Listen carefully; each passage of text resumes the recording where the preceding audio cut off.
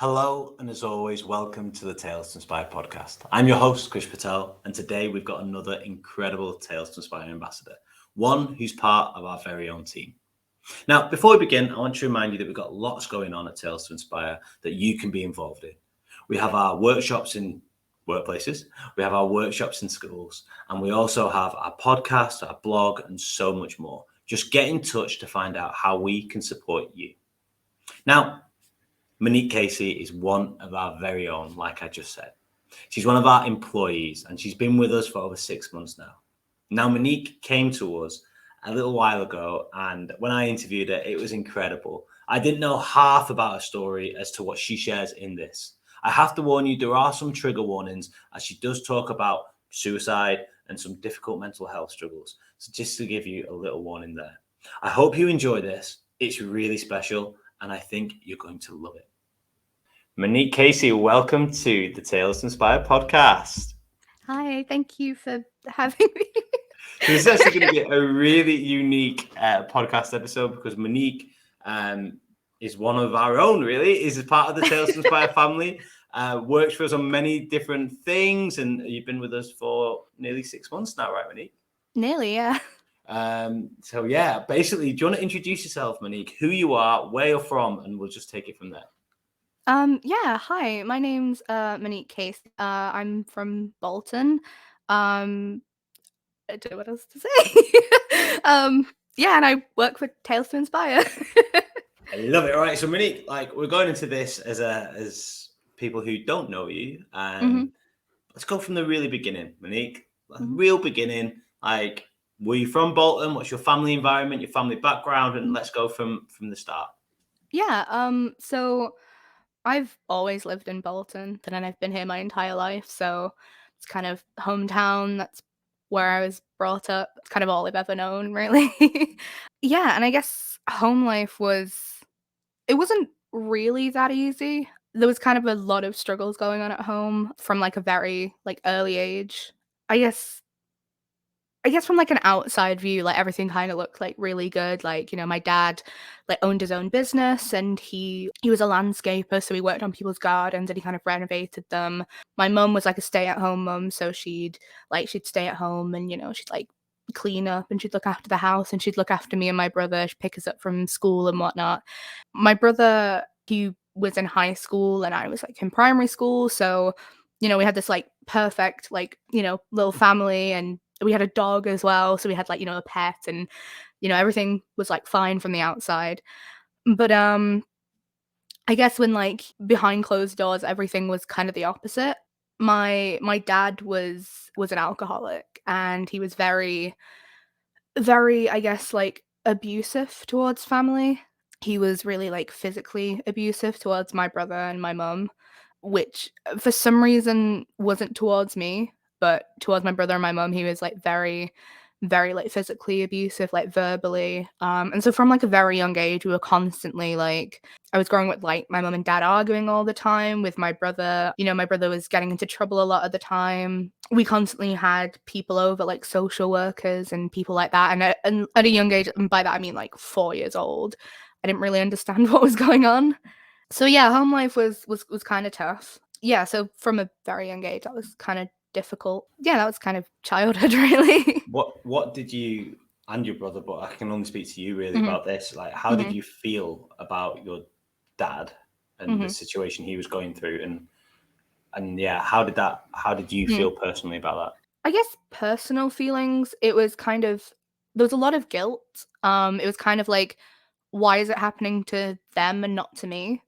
Why is my dad, doing that to my mum and my brother and not to me? Was I different? Was there something that I, wasn't doing or that I was doing wrong? And I guess as a young child to have to stand there and just witness that, it's really, really difficult. Again, I can't speak for my mum and my brother, but it was a lot of my brother would try and speak to people about it and seek help, but they wouldn't really give him the help that he was, I guess, looking for. I guess the help that he needed was to kind of get out of the situation and to, do something kind of, about it, kind of something kind of instant.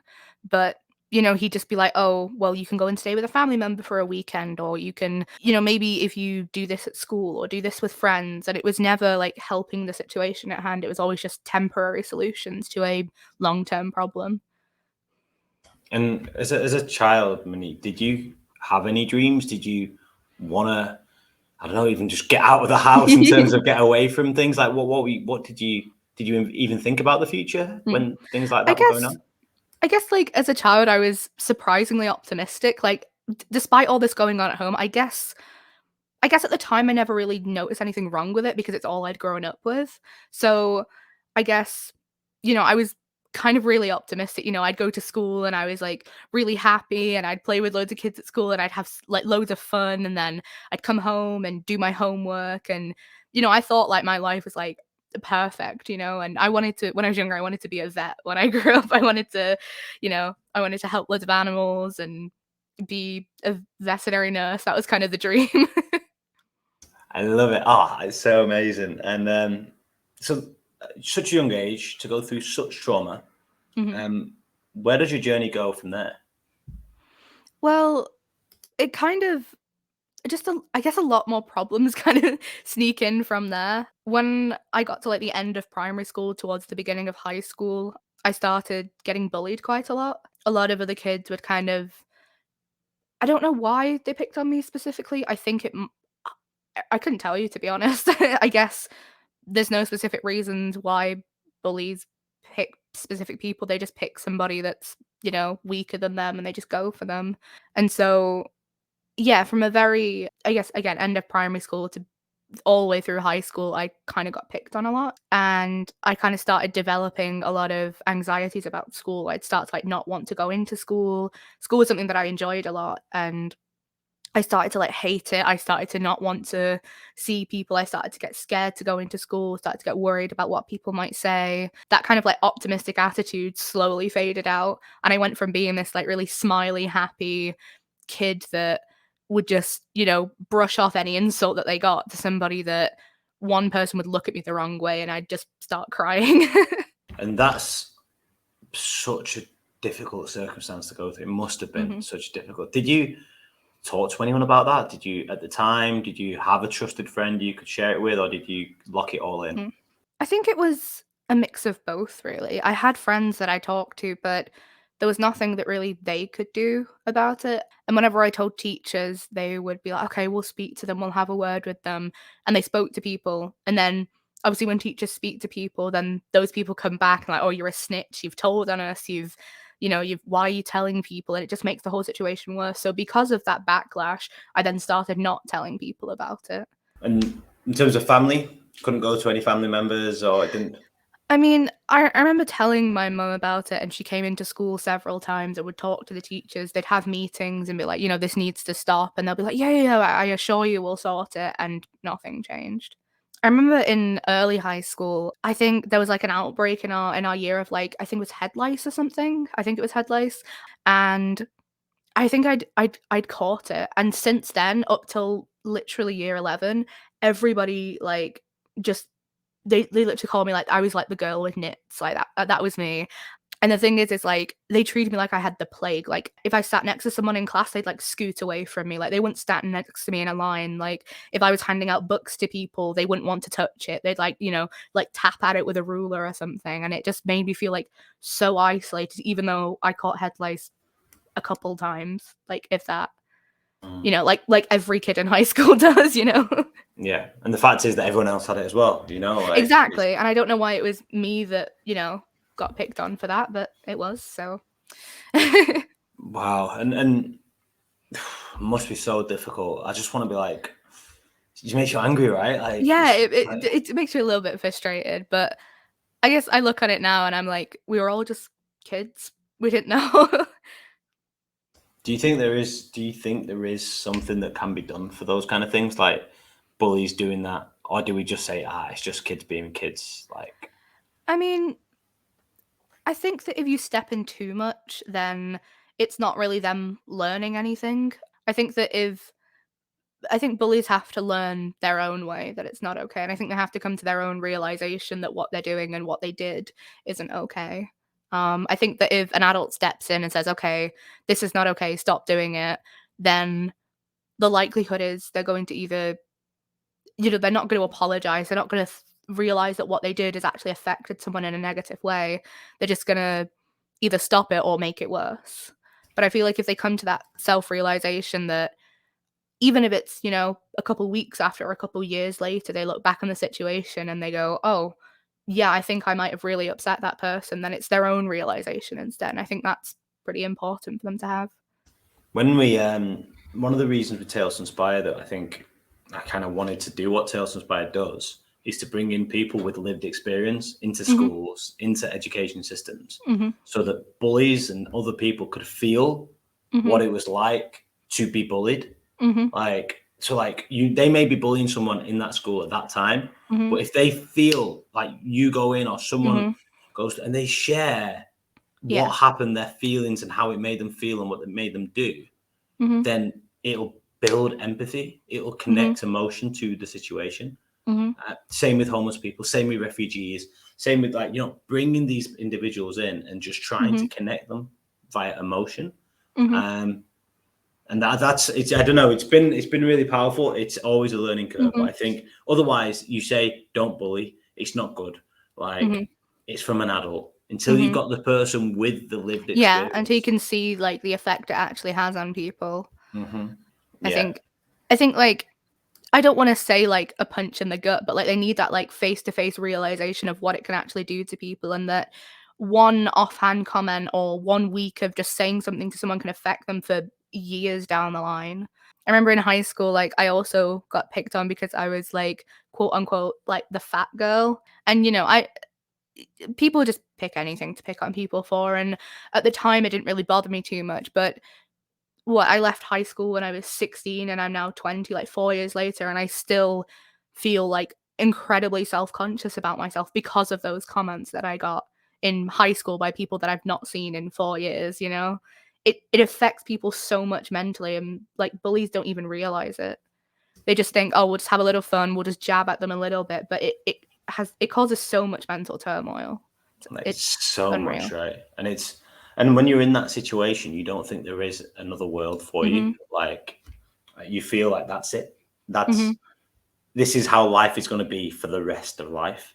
It's such a difficult time. And where does your journey start to head from these experiences? I think the real turning point in where everything kind of, I think the rock bottom of everything was round about year 9, so the middle of high school.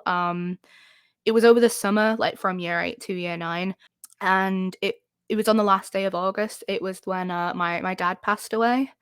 That was kind of where everything just kind of hit rock bottom, and it kind of stayed at rock bottom for a long time until towards the end of high school, year 11, where it started to go uphill again. But for year 9 and year 10, that was I'd probably say those were the worst years of my life so far, because it was just so miserable.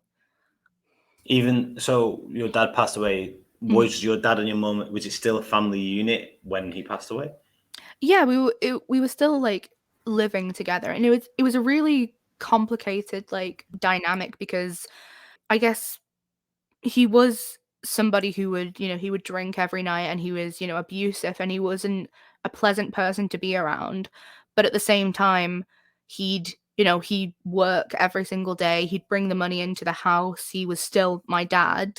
And I guess during the day, everything was completely fine. But when he started drinking at night, that's when things started to, go into a bit more of a difficult situation. And the thing is, as a child, there wasn't much I could do in that situation. I told my mum several times, I was like, we should probably get out of this situation. It's not safe. But my mum, being the adult, she was like, no, it's fine. It'll be fine in the morning. We'll all be okay.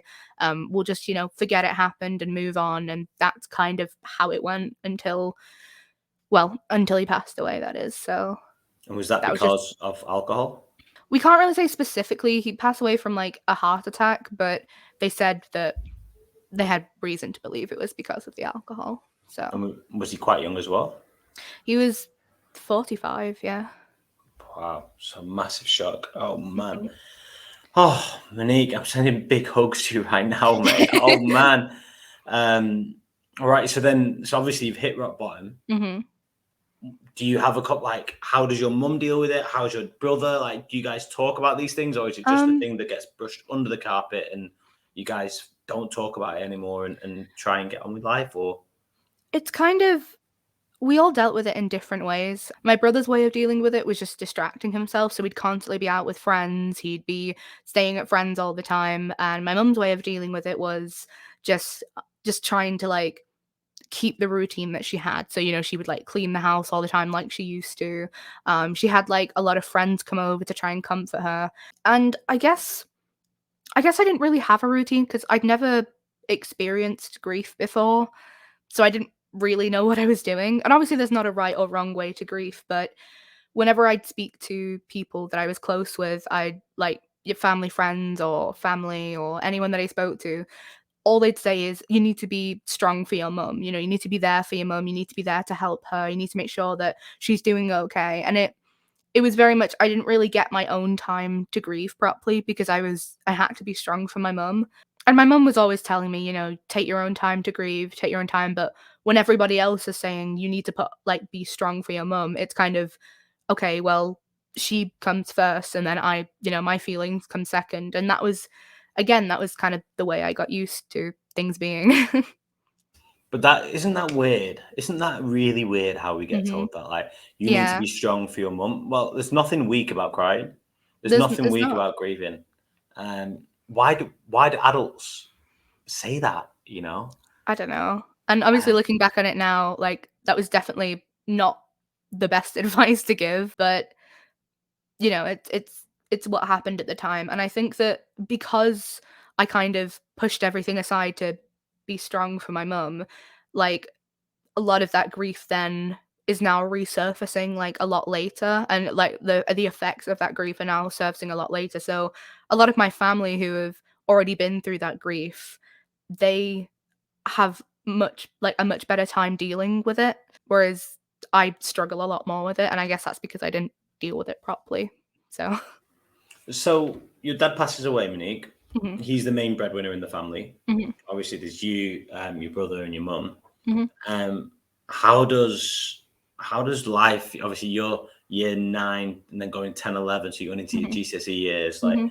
and your exams are coming up. Your brother's a little bit older, but how does everything rely on your brother then to earn the money, or is there some kind of scenario where you can get support from the government? Like, what happens? Well, at the time, we started to get support from the government, so my mum started to claim benefits to obviously give us some income. My brother has ADHD and autism, so he really struggles with. I don't want to speak for him, but he has his own struggles, and so he finds it incredibly difficult to have a job, and so he couldn't step up and take that role. So for a long time, we were just on kind of very bare minimum benefits.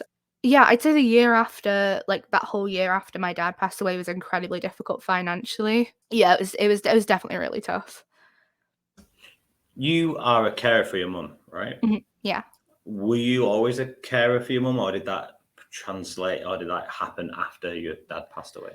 Um, it kind of happened around about the same time. So when my dad passed away, it was round about the time that my mum started to get like seriously ill. So she got her diagnosis for her condition a couple of months before my dad passed away, and then after that, things started to get a lot more serious with her health. So we didn't really see too many effects of it while my dad was still around.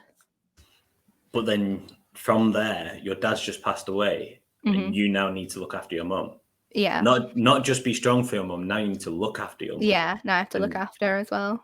so you're caring for her whilst being bullied at school after your dad's just passed away. Hmm. Like your world at that time, Hmm. Monique Casey is at the bottom of the pile of that world. Hmm. Literally, yeah. Like you are the bottom priority, Hmm. um, which actually is so not what you needed, Hmm. and not what anyone else needed as well, because they're only going to get help from the best Monique Casey, Mhm. but actually they're getting the one who's not even looking after herself because she has to be there for everyone else. Yeah. Like, how was that dynamic, and how did that happen, and what went where? Um, it was really, really difficult because everything that was happening made me feel like it just put my self-worth to the bottom. Putting my mum's feelings and my mum's care first before myself, putting like being bullied and always being told like, being insulted kind of put me at the bottom. Because of all the grief, my grades started to slip. So I started to have like a lot of my teachers saying you need to stay behind after school, you need to, catch up on this. And also, sorry, obviously when I have I have to go home to look after my mum and they're saying you need to stay after school to do revision. It's like, well, what do I do? Do I try and bring my grades up or do I go home and look after my mum? And there was so much going on. It was I think it was around the middle of year 10 that I got officially diagnosed and with anxiety and depression because I it was just so overwhelming. I'd speak to the staff at school and with all due respect, they were just not helpful. A lot of the priorities was just some because of my depression, I'd sometimes take days off school because in my opinion and my mum's opinion, and mental health is just as important as physical health. And if you're really not feeling mentally up to doing something, then you shouldn't push yourself to do it. The analogy we use a lot is if you have like a broken leg, you wouldn't force yourself to walk on it. So there would be days where I just feel so depressed, I wouldn't even be able to get out of bed. And my mum would be like, okay, take the day off. You can catch up tomorrow. I'll ring in school. And when she'd tell them, they'd be like, well, there's nothing wrong with her, so she needs to come in. And so my attendance started to slip as well. School just weren't understanding. They were like, you need to keep coming into school. You need to make sure your grades are going up. It seemed like all they cared about was just the statistic that I got at the end of year 11. That's kind of seemed to be all they cared about. And that's just, I don't know, epitomizes so much of the education system, right? Mhm. It's a tick box exercise of Mhm. numbers to get grades, Mhm. and it's so frustrating. Mhm. So it's 16 years old in England. For the people listening from around the world, in England, Mhm. we're allowed to leave school. I assume you left school at 16, Monique. Mhm. Yeah. What did you decide to do? Where did you want to go? Was it just get out of school as quick as possible and I don't care what I do? Um, well, I really wanted to go to college. I thought college was because I used to enjoy school a lot. So I thought that college would be the fresh start that I needed, new people, new location, new subjects, new everything. I could just go there and nobody will know me and I could just start afresh. So I picked a college that was like an hour away from where I live. The bus was like an hour there and an hour back. So it was like a 2-hour round trip. There was only like 3 people from my high school going there and only one of them was in the same department as me. The other two were doing completely different subjects. And I was like, this is perfect. It's exactly what I need. My mum was encouraging me to go to college. She was saying like, yes, you can look after me, but she wanted me to have a future. She wants me to do well. And she's always thrived for that. She's always thrived for me to do what's best for myself. If that's to move away and go to college or university, then she'd fully encourage it. She wanted me to make sure that I secured my own future before I looked at hers, and that's what she always wanted. So, yeah, I went to college. And what did you study? I did music, acting, and photography. Okay, music, so the arts, right? Mhm. Music, acting, and photography. Where did this come from? Is this something you've always wanted to do? Um, Because I know you wanted to be a vet, right? yeah, I originally wanted to be a vet, but I guess the more that we did science in high school, the more I figured that I didn't really enjoy it. So, a subject that I did do though for my GCSEs was music, and that's where kind of like I started to enjoy music a lot more. In year 6, I, dabbled in and out of like doing the choir, but that was kind of like just a hobby that I do. So in year 10, it was like I did music GCSE, and that's where my love for music kind of kick-started.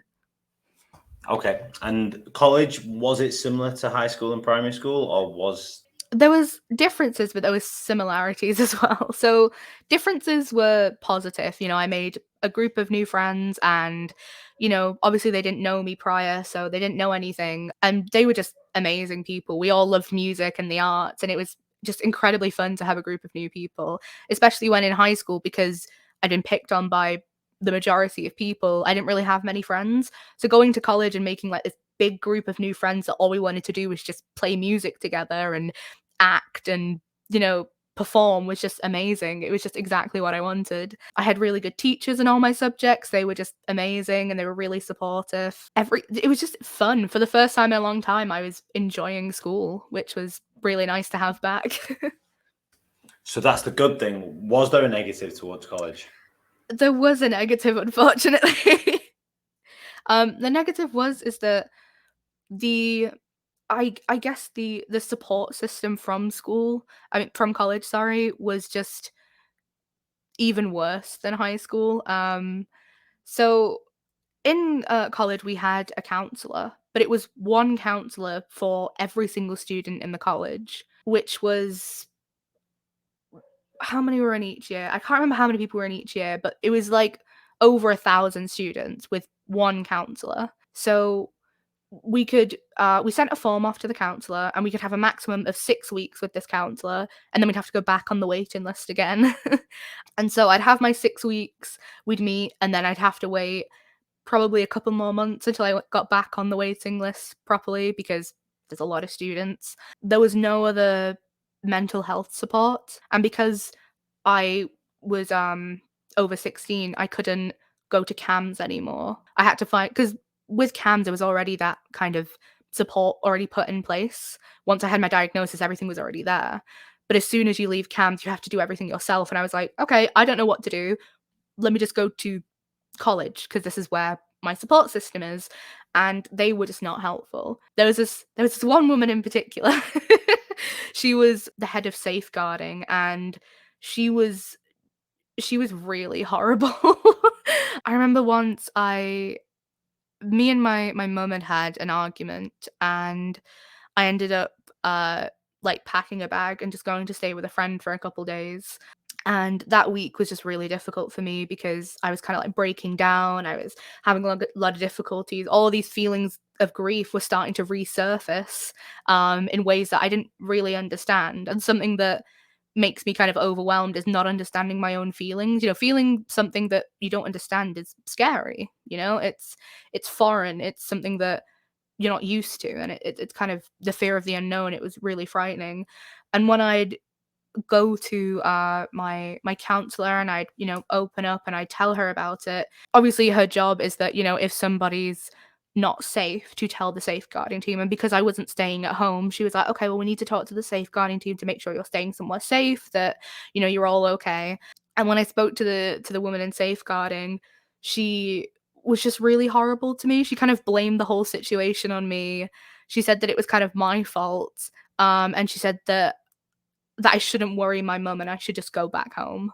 So I ended up going back home.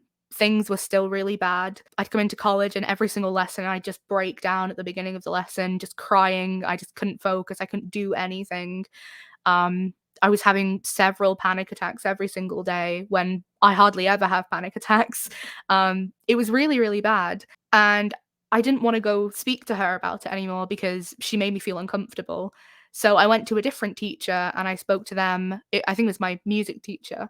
I spoke to him and I was, I opened up to him and I said, I don't know what to do. He was like, okay. And he gave me some good advice. He said, why don't you just like this lesson, just go sit in a room by yourself and do the work by yourself so you can just relax and feel comfortable, which was probably like the best advice I'd been given all week. But obviously it's in his job that he has to talk to the safeguarding team about any concerns. And obviously he was just doing his job. I understand that. He told her, and she came to speak to me in that room by myself. And I'll never forget what she said. She said to me, she was like, I don't think it's fair that you can just jump from teacher to teacher looking for sympathy from all of us.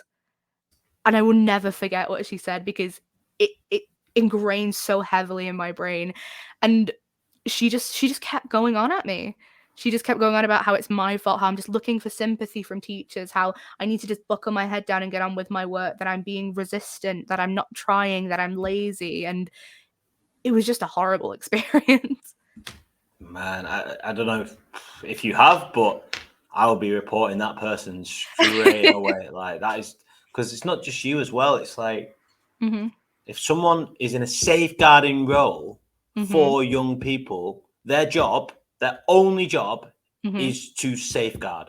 is to Exactly. look after those young people. Mhm. Even if you are wrong and you are lazy and you are this and you are that and it doesn't matter, because her Yeah, role is to make sure that you're okay. exactly. The Not to keep your safeguarding. mum happy, Mhm, not to do any of that. It's to keep you mhm, safe. That is it, mhm. mate. Oh, Monique, you got me going here. Like, oh The man. safeguarding, the head of safeguarding in my high school was exactly the same as well. That's why I was like, "Let's go to a new college. There'll be new teachers, everything will be different."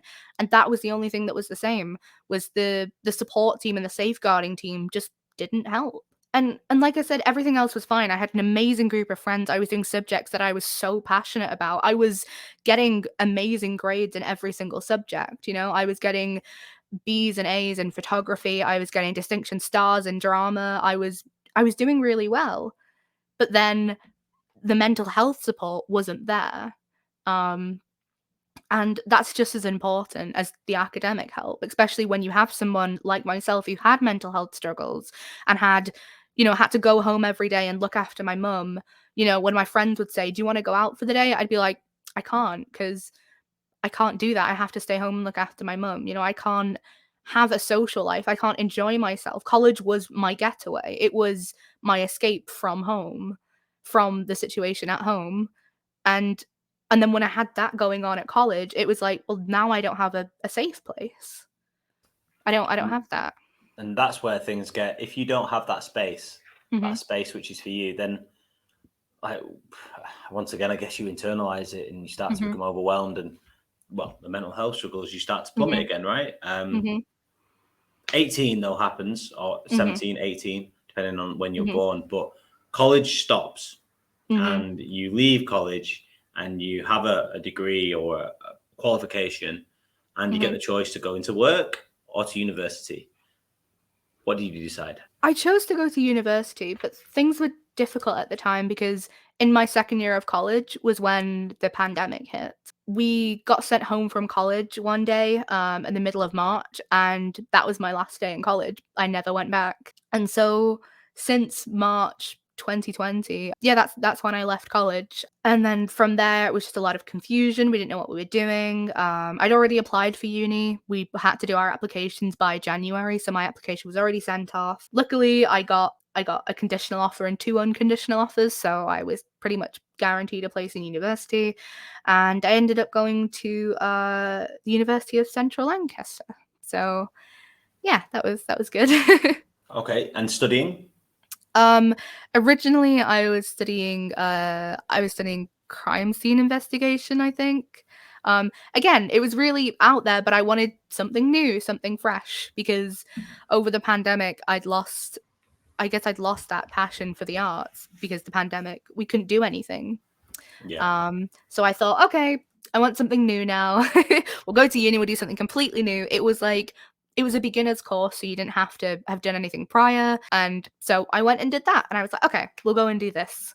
And how did you find it? It was not fun.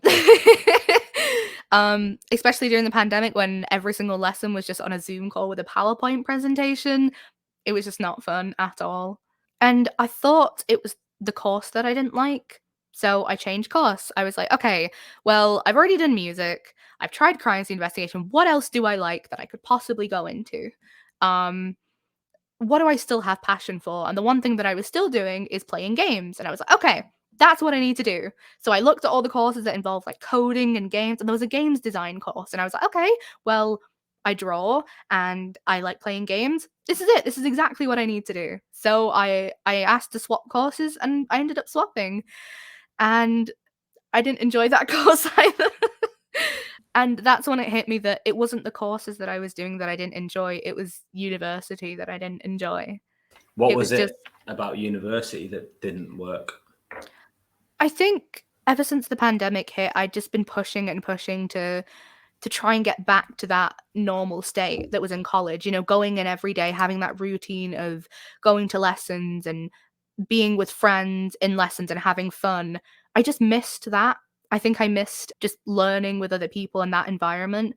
And so I guess I went to university because I longed for that environment again. That's what I wanted. I wanted to just go back to the way things were before the pandemic. But I realized that I don't think it's gonna go back to that. Because of the pandemic, I couldn't really make friends. There was no way to socialize. We weren't allowed out anywhere. The only people I could talk to were my flatmates, which at the time were one of them was my ex-boyfriend, so we obviously knew each other, but we were staying in the same flat, and then 2 new people that we didn't speak to too often. We spoke a lot at the beginning, but as we got further into the year, we didn't really speak that much. Wow, so it's serious isolation. We Okay. couldn't speak to anybody. And where were you living? Were you living at the university? Yeah, so the university's in Preston, so I was living there. Okay. So you're in Preston, you've done your new course, you've realized that you don't like your new course. You talked about Mhm, your you're living with your ex-boyfriend and 2 other people mhm, in the pandemic, which is mhm, horrendous. And do you decide to move home? Obviously, when you've realized that university is not for you, or do mhm. you try and wait it out? Like, what do you do? It was actually, something happened that I think was a real game changer for me. I'd been having, like, a really bad week with university. I wasn't attending many of my lessons. I was just feeling incredibly depressed. I think I started a new medication for my depression, but it was having the adverse effect. It was just making me feel even worse. I wasn't eating properly. I wasn't leaving my room, anything like that. And I remember it was around about November, this happened, but it got really serious. I rang, the security team of the university, and I was telling them that I was having some really bad thoughts. I was having thoughts of, of self-harm and suicide, and I told them that I I've not had overwhelming thoughts like this in a long time, and I was really worried about my safety. And I told them, I was like, people in the university had been saying like some comments about me, like we had like a university like group chat on Snapchat, and a lot of people were not very nice to me on there. There was just a lot of like small things, but it kind of bubbled over. And when I rang the security team, the response they gave me was, "Well, maybe if you weren't such a bitch to people, they wouldn't hate you." And then and I just got so overwhelmed, I ended up hanging up, and the rest of the night was kind of like a blur. I don't really remember too much of it, but I what I do remember was I woke up in Preston Hospital, and from what they said, I'd gotten so overwhelmed with everything that was happening, and then that comment was kind of just like, it was kinda just what made me snap, and I ended up going to hospital for an overdose.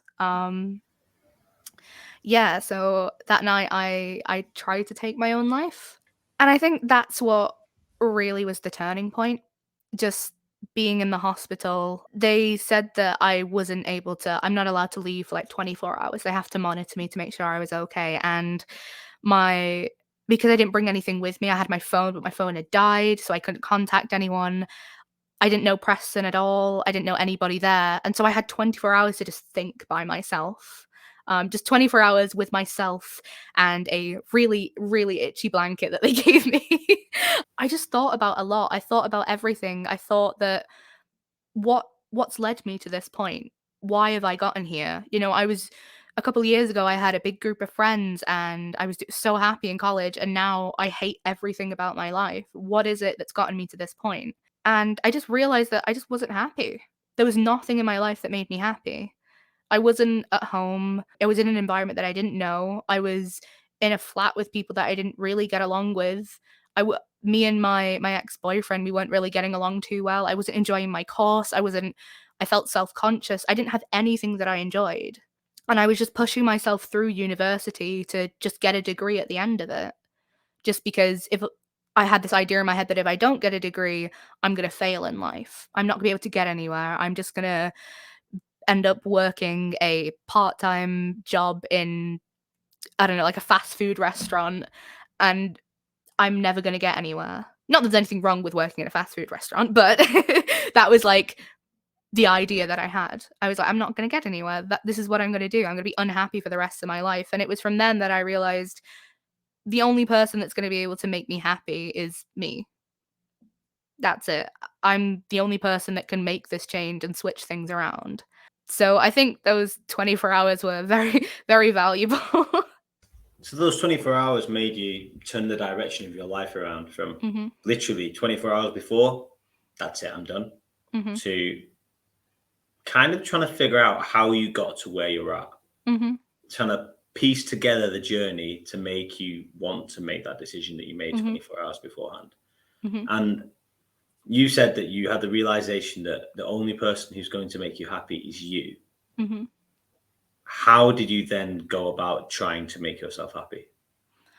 I I thought that the only way you can go from being at rock bottom is up. That's the kind of mentality that I had. And so I changed everything about my life. I went back to my flat the next day after the 24 hours, and I decided that I didn't want to be at uni anymore. So I made plans with my mum that after Christmas, because there was like a lot of pandemic complications and like a lot of things to do with like terminating contracts with like where I was living. But as soon as Christmas was done, I was going back home. I realized I wasn't happy in my relationship, so I ended up uh ending that relationship of 3 years, which was difficult, but it would I knew it would make me happy in the long run, and I needed to focus on myself. I put myself through that relationship for so long thinking it'll get better, it's just the pandemic, or we're just having a bad day, or it's just a bad week, and I realized that it's not. I'm just not happy in the relationship. So I thought, time to end it. So I ended it, and I thought it's time for me to meet some new people. And given that I didn't know anyone in person and we couldn't meet anyone in person, I went to the one place where I still felt happy, which was the internet. Yeah. And the internet, when you say the internet, you mean the gaming community that you're part of, Yeah. or do you mean another community, or Just several different communities. I started connecting with people that had common interests. So I'd meet people in games that I played. I'd meet people that would also draw. I met people would that watch like similar shows to me. We met, and I started to find people that, again, they didn't know me for who I was before. They didn't know anything about my past or who I was previously. All they knew me as was a person online. And I guess from the opposite side of that, it can be scary because you don't know a person. But when both of you don't know each other and you can have this fresh start, it's it means you can make yourself who you want to be. and And how that do was kind of refreshing. and how do you meet people? Like, is there a certain platform or game or certain, like, for anyone listening here who may struggle meeting people face to face but loves games and loves the Mhm. internet, is do you have any tips for places they can find other people and how you go about that?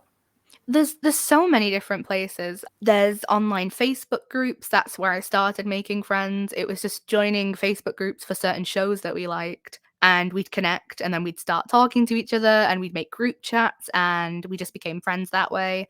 Then I started playing games, and a lot of games now have a voice chat feature, so you can speak to people in chats, you can talk to people and just connect with people that way. And I guess now that I was like 18, I understood the dangers of the internet. I understood that sometimes not everybody is what they seem. Sometimes, there's stranger danger. There's a lot of I knew how to look after myself on the internet. I was old enough to understand that. So, and I ended up joining a Discord server where I met some of my best friends. And these are the people that you met in London, right? Yeah. Recently. So how many are they all over the world? Are they all over the country? Like, where are these people um located? So my two best closest friends, one of them's from Essex. Mhm. He's called Callum, and he's amazing. And my other friend is called Ruda, and she's from Lithuania. Wow. Okay. Amazing. All right. So you guys connect, and hmm is it like a fresh start? Is it like, these are genuine friends? Like, what is friendship to you?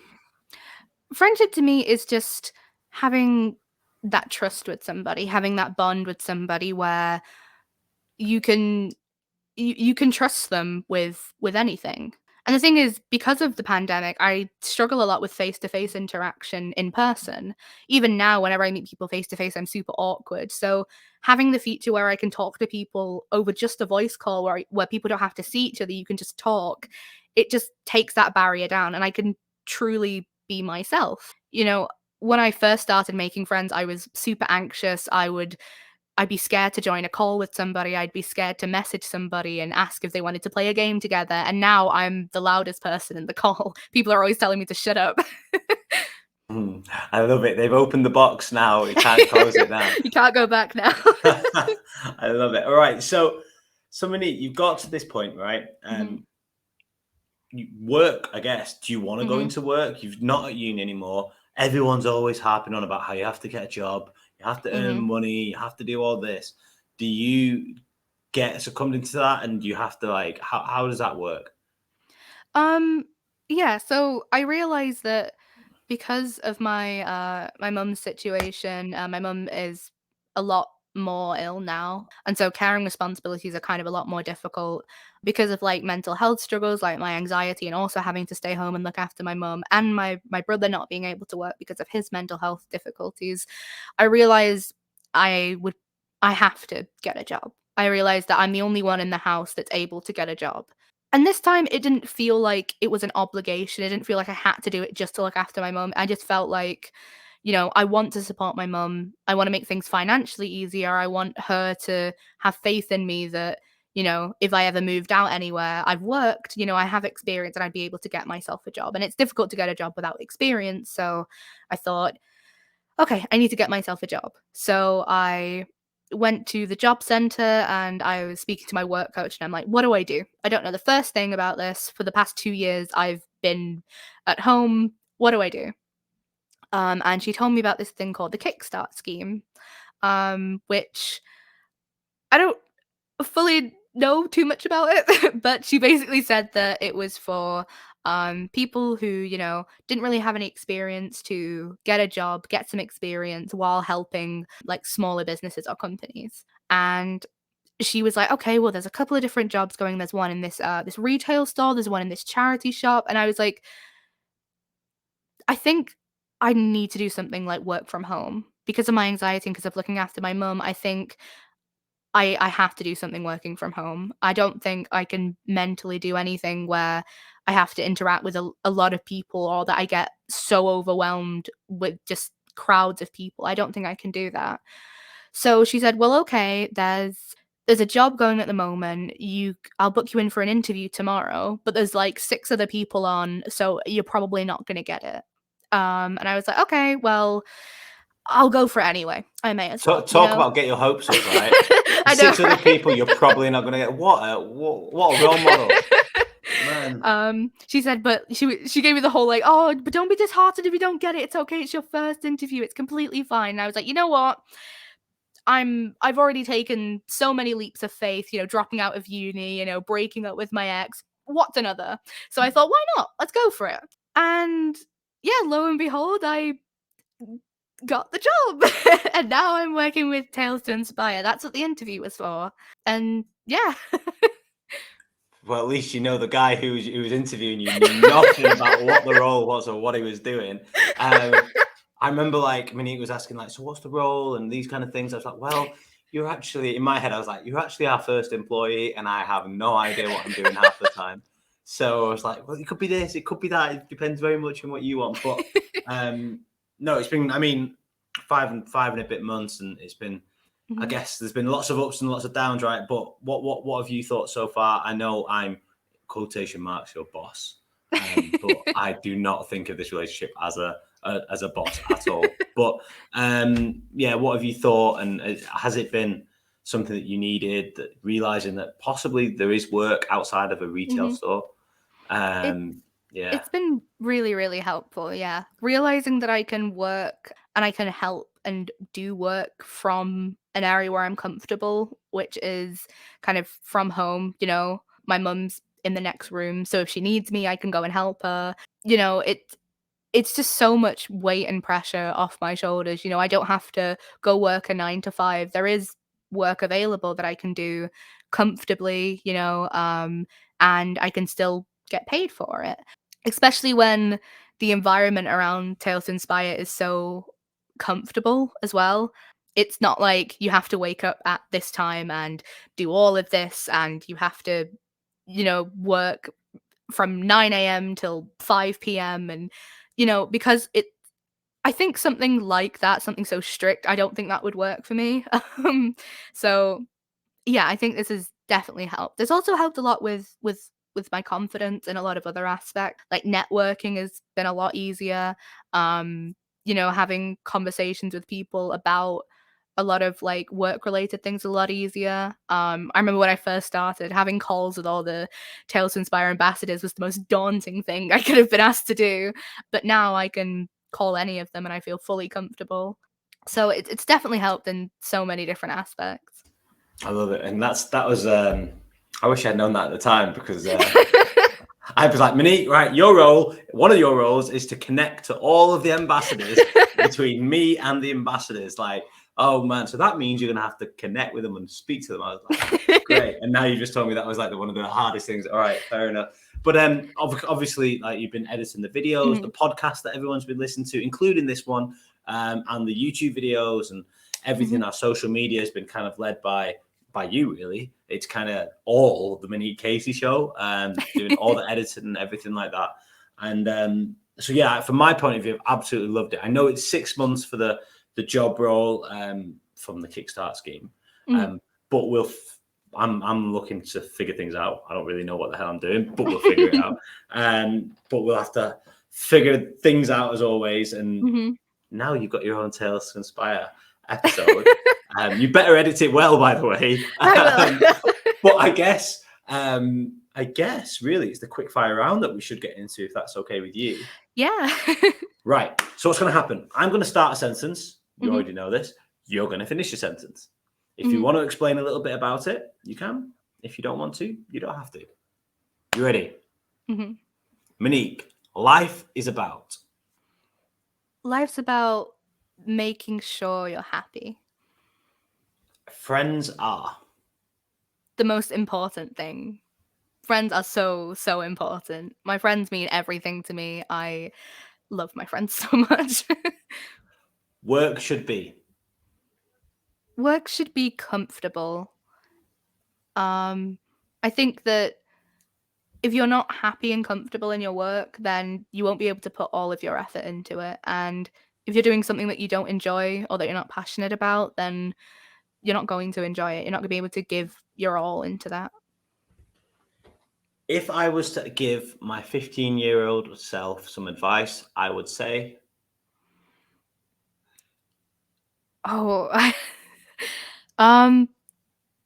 don't worry. Things are going to get better. I know things seem really bad, but they're going to get better, trust me. Wow. If there's a government law, and this is your rule, your law, the Monique Casey law, what would that law be and why?